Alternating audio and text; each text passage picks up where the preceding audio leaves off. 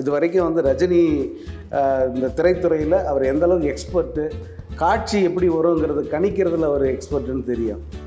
இவர் இப்போ இந்த படத்தை முழுசாக பார்த்த பிறகு வந்து அவருக்கு ரொம்ப திருப்தி ஆயிடுச்சு. ஏன்னா இதில் நிறைய இடத்துல வந்து தளபதி சாயல் தெரியுது. ஏன்னா ரஜினி வந்து அந்த கடலை பார்த்து நிற்கிற மாதிரி இருக்கிற அந்த காட்சி வந்து தளபதியை நினைவுபடுத்துகிற காட்சி. ரஜினின்னு வரும்போது எல்சிஓவோ அல்லது வேறு எதையும் வந்து கொண்டாட முடியாது. முழுக்க முழுக்க ரஜினிகாந்த் சினிமாட்டிக் யூனிவர்ஸ், இது ஆர்சியூ தான்.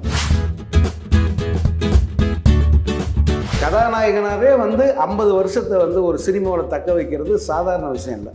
அது ரஜினி செஞ்சுருக்காரு. அது மட்டும் இல்லை,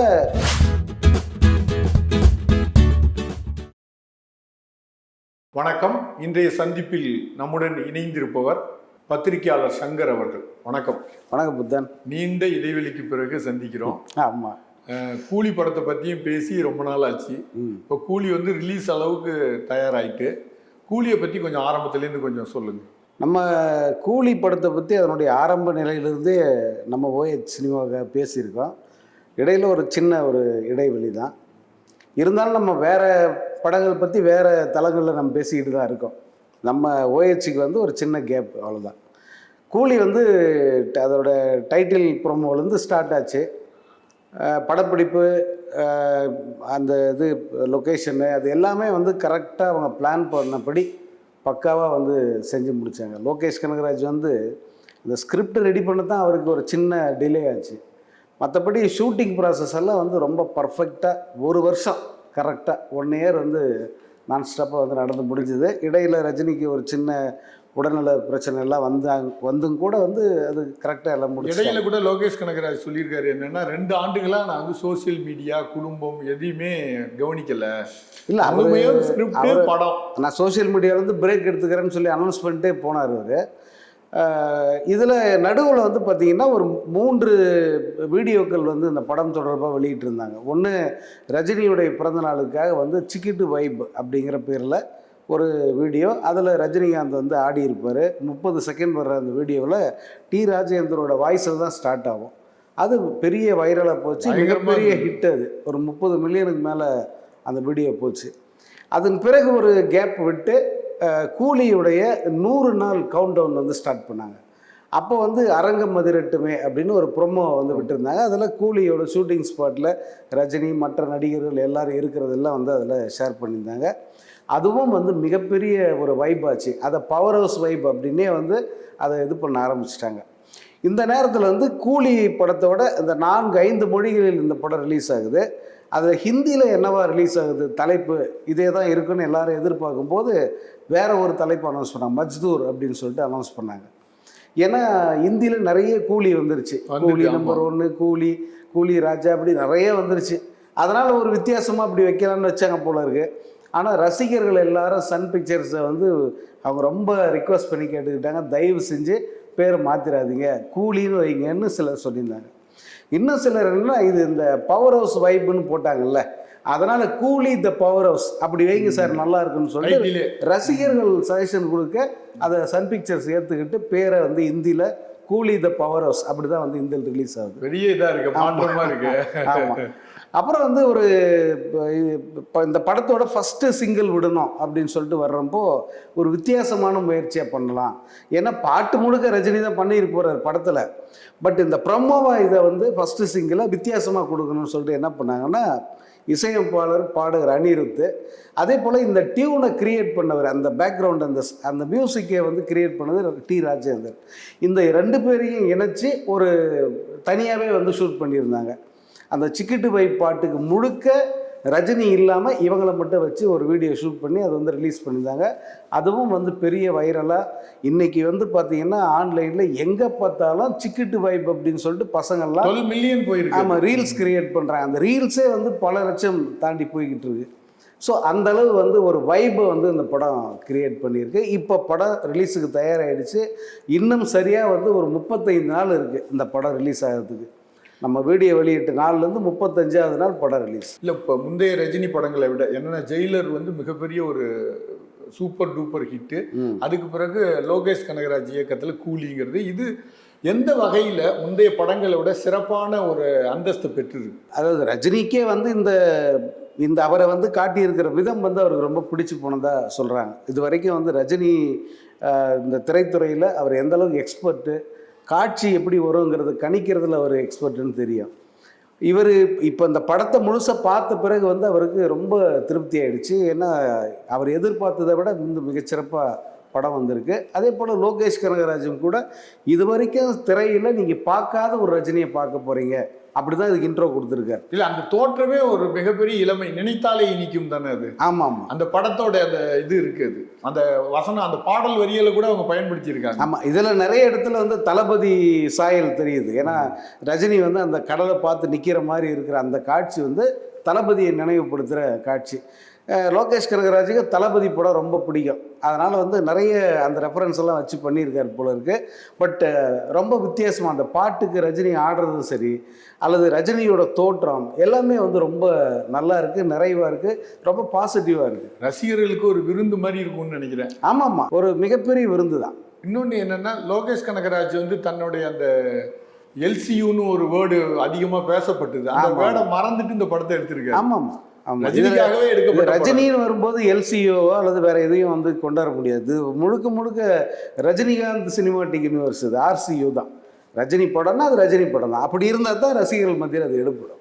இன்னொன்று, இப்போ இந்த இடைப்பட்ட காலத்தில் வர்ற மிகப்பெரிய படம் கூட இதுவாக தான் இருக்கும் போல இருக்கு எனக்கு.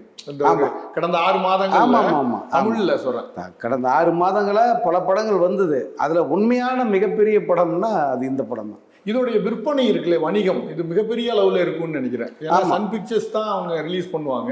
ஆனால் வெளிநாட்டு உரிமை, ஓடிடி எல்லாமே மிகப்பெரிய விலைக்கு போயிருக்கு. அது கேரளா, கர்நாடகா, ஆந்திரா, தெலுங்கானா, நார்த் இந்தியா, இது எல்லாமே வந்து இது வரைக்கும் எந்த தமிழ் படமும் செய்யாத ஒரு பெரிய வியாபாரத்தை வந்து செஞ்சுருக்கு.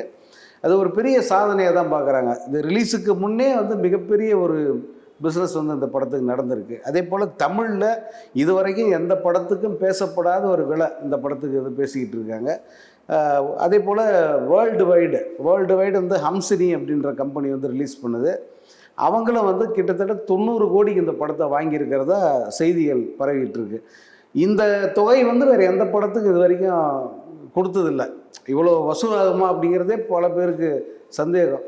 பட் இந்த படத்தை போட்டுட்டு வாங்கியிருக்காங்க எல்லாருமே. இந்த படம் கிடைக்கல அப்படிங்கிற ஒரு கவலையோடு போய் வேற ஒரு படத்தை வாங்கி அதை ரிலீஸ் பண்ணுறாங்க. அந்த மாதிரியான ஒரு தாக்கத்தை ஏற்படுத்தியிருக்கு இந்த படம். இந்த படத்தை ரஜினி பார்த்துட்டார்ல? ஆமாம், பார்த்துட்டார். மற்றவங்க பார்த்துட்டு எதுவும் தகவல் வரல இன்னும் வெளியே? அனிருத் படத்தை இதுக்கு முன்னே பார்த்துட்டார். ரஜினிக்கும் முன்னே அனிருத் தான் முழுசாக பார்த்தவர். அவர் தானே இசை பண்ணணும். ஆமாம், முழு படத்தையும் பார்த்துட்டு தான் வந்து அவர் வந்து இந்த படத்தை திரையில் ரசிகர்களோடு பார்க்குறதுக்காக நான் வெயிட் பண்ணுறேன். ஏன்னா அந்த மாதிரியான ஒரு மொமெண்ட்டு இது வரைக்கும் ரசிகர்களுக்கே வந்து கிடச்சிருக்காது. அந்த மாதிரி ஒரு படம் இது அப்படின்னு சொல்லியிருக்காரு. ஸோ பொதுவாக ஒரு ரீரெக்கார்டிங் முடிச்சுட்டோ அல்லது படத்தை பார்த்துட்டோ அவர் இவ்வளோ பெருசாக வந்து சொல்கிறதில்ல. ரஜினி படங்கிறதுனாலையும் சரி, ப்ளஸ் அந்த படம் வந்திருக்கிற விதம் நல்லா இருக்குன்றதுனால தான் அனிருத் இப்படி சொல்லியிருக்காரு. பொதுவாக சன் பிக்சர்ஸ் எடுக்கிற படங்கள் எல்லாமே அவங்க முதல் பூஜை போடுற அன்னையிலேருந்தே அந்த வைப் உருவாக்கிடுறாங்க. ஆமாம், அதை பற்றியான தகவல்கள் எதுவுமே அவங்க மறைச்சி வைக்கிறதே இல்லை. ஆமாம், இது இப்போ நம்ம கூட நிறைய எதுவுமே வரலையே அப்படின்னு நம்ம நினைக்க, நீங்களே அடிக்கடி சொல்லிடுவாங்க. அதை வந்து இந்த படத்தில் சரியாக அவங்க செஞ்சுட்டாங்க, கரெக்டாக பண்ணிட்டாங்க. ஒரே ஒரு கேரக்டரை வந்து மறைச்சி வச்சுருந்தாங்க கடைசி நிமிஷம் வரைக்கும். அது எதனாலன்னா நிறைய சமூக வலைதளங்கள்ல எல்லாத்துலேயுமே ஸ்ருதிஹாசன் வந்து நடிச்சிருக்காங்க அதில். இல்லை, ஆமீர் கான் அந்த படத்தில் நடிக்கிறாரு அப்படிங்கிறது நம்ம ஆரம்பத்திலே சொல்லியிருக்கோம். ஆனால் சன் பிக்சர்ஸ் அதை கன்ஃபார்ம் பண்ணல. அதுக்கு பிறகு வந்து இப்போ பேட்டிகளில் ஆமீர் கானே வந்து சொல்லிட்டாரு, ஆமாம் அந்த படத்தில் நடிச்சிருக்க. ஏன் நடிச்சுன்னா இது ரஜினி படம், அந்த ரஜினி படத்தில் நான் இருக்கணுன்றதுக்காக நடிச்சிருக்கேன் அப்படின்னு அவர் சொல்லிட்டார். அப்போ கூட சன் வந்து வாயே திறக்கல. அதன் பிறகு வந்து லாஸ்ட் கேரக்டர் ரிவீல் அப்படின்னு சொல்லிட்டு இந்த ஒரு 4 நாட்களுக்கு முன்னே தான் அமீர் கான் படத்தை வெளியிட்டாங்க, அவருக்கு என்ன ரோல்ன்ட்டு. அதே போல் தாஹா அப்படிங்கிற ரோலில் நடிக்கிறார். அந்த போஸ்டரில் தான் வந்து ஐமேக்ஸில் படம் ரிலீஸ் ஆகும் அப்படிங்கிறதையும் வந்து அவங்க வெளியிட்டிருந்தாங்க. எல்லாவற்றையும் ஒரு புதுமையை வந்து இந்த படத்தில் பண்ணுறாங்க. ஆமாம், இந்த படம் எனக்கு தெரிஞ்சு சன் பிக்சர்ஸ் இது வரைக்கும் எவ்வளோ படம் பண்ணிட்டாங்க. ரஜினி படமே இது 4வது படம் நினைக்கிறேன். ஆனால் இவ்வளவு படங்கள்லையுமே இந்த அளவுக்கு வந்து ஒரு ரிச்னஸ்ஸு, ஒரு இம்பார்ட்டன்ஸு, கிராண்டு எல்லாமே பண்ணி ரிலீஸ் பண்ணுறது இந்த படம் தான்.